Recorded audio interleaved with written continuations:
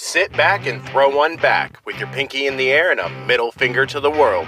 And join me, the eclectic gentleman Stephen Watts, and the rest of the Gentleman Bastard Brigade as we look back on this day in pro wrestling history. But before we do, put that drink down, like, share, and subscribe, and without further ado, let's get our wrestling nerd on. Woo! How is everybody doing today? It is March 1st. We're going to start off as we always do on a positive note. That's right, these are your pro wrestling birthdays. And we got a lot of them today. So let's go ahead and get started. 1935, Robert Conrad. 1936, 1980s WWF enhancement talent, Rick Hunter. 1939, Adnan Al-Qassi. 1964, 1990s WWF enhancement talent, Rock Stevens. 1965, five-time WCW heavyweight champion, Booker T. 1967, one half of the American Males, Scotty Riggs. 1972, Ultimo Guerrero. 1973, ECW enhancement talent, The Dirt Bike Kid. 1974, WCW female enhancement talent, Brandi Alexander. 1983, Davey Richards. 1984, indie wrestler, Ricky Shane Page.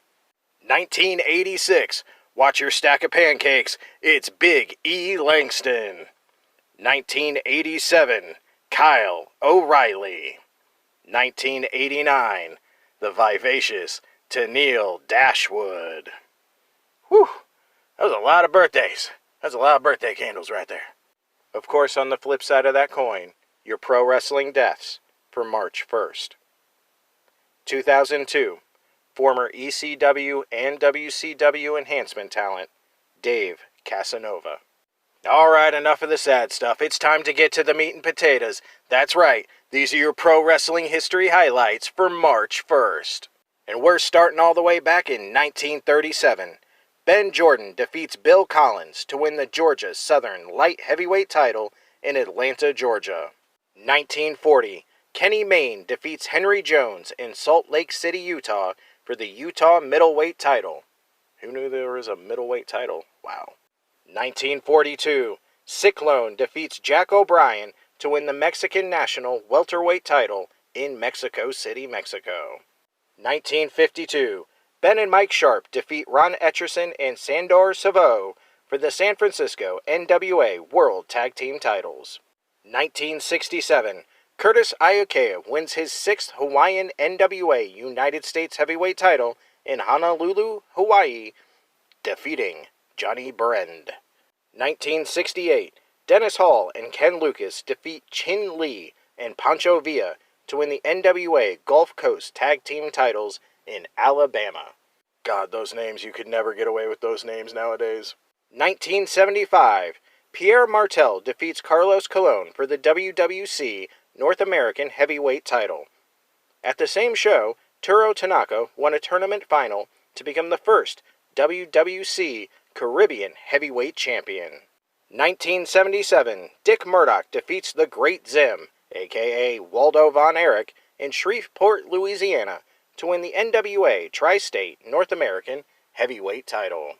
1981, Steve Keirn wins his 2nd NWA National Television title, defeating Kevin Sullivan.